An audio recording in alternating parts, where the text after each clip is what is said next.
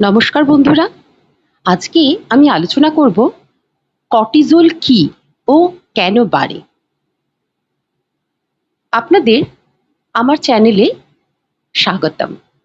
আজ আমরা কথা বলবো এমন একটা হরমোন নিয়ে যেটা হয়তো আমাদের অনেক সমস্যার পেছনে লুকিয়ে আছে।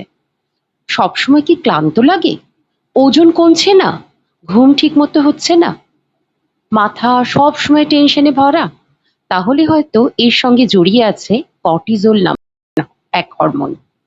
আজ খুব সহজ ভাষায় জানাবো কর্টিজল কি, কেন বাড়ে, শরীরে কি ক্ষতি করে আর কিভাবে ন্যাচারালি এটাকে ব্যালেন্সে রাখা যায়।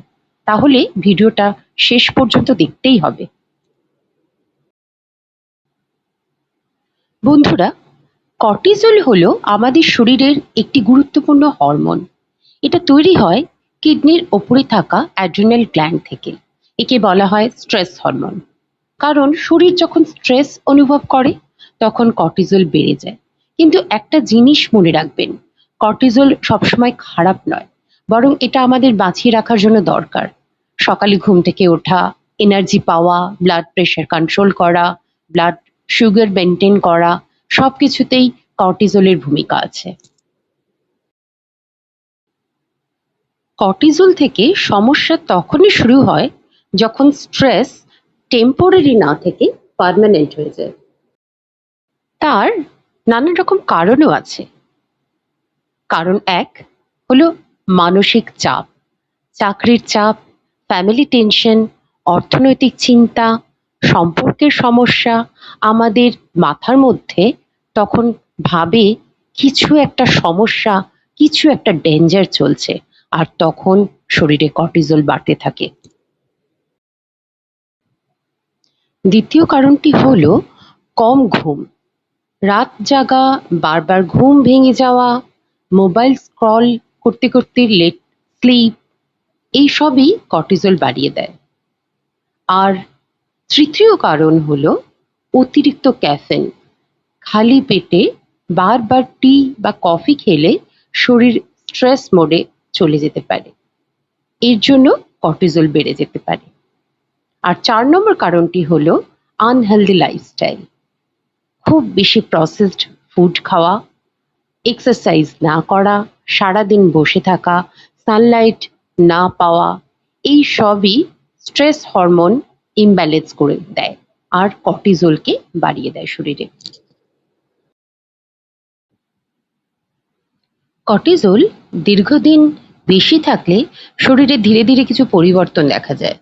তার নানাবিধ সিমটমগুলো হলো পেটের মেদ বাড়া, ওজন কমতে না চাওয়া, হেয়ার ফল, ব্লাড প্রেশার বেড়ে যাওয়া, ঘুমের সমস্যা, সব সময় টায়ার্ড লাগা, anxiety, mood swing, sugar craving.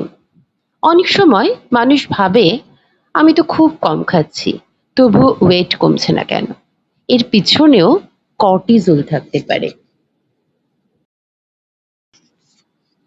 বিশেষ করে মহিলাদের ক্ষেত্রে মেনোপজ এর পর হরমোন ব্যালেন্স বদলে যায়। তার উপর যদি থাকে stress, sleep problem, high blood pressure, obesity, then cortisol এর ওপর বেশ বড় এফেক্ট আনতে পারে। কর্টিজল কমানোর ন্যাচারাল উপায়গুলি হলো: নাম্বার 1, ঘুম ঠিক করা। রাত্রি 11টার মধ্যে ঘুমানোর চেষ্টা করুন। ঘুমানোর আগে মোবাইল অন্তত আধ ঘন্টা আগে ব্যবহার করা বন্ধ করুন। হেভি নিউজ, স্ট্রেস অ্যাভয়েড করুন। সফট মিউজিক শুনুন। নাম্বার 2, জেন্টল এক্সারসাইজ করুন। প্রতিদিন একটু হাঁটুন, যোগা, ডিপ ব্রিদিং, এগুলো কর্টিজল কমাতে সাহায্য করে। নাম্বার 3 হলো হেলদি ফুড। আপনার ডায়েটে রাখুন fruits, vegetable, protein, fish, nuts and seeds. আর খুব বেশি সুগার ও প্রসেসড ফুড কমান। মর্নিং সানলাইট ভীষণ প্রয়োজন। সকালের সানলাইট শরীরের বায়োলজিক্যাল ক্লক ঠিক রাখতে সাহায্য করে। নিজের জন্য সময় রাখুন, সব সময় স্ট্রং থাকার চেষ্টা করুন। অনেক মানুষ নিজের শরীরের কথা ভুলে যান যদি মানসিকভাবে দৃঢ় থাকেন। কখনো কখনো একটু থামাও দরকার।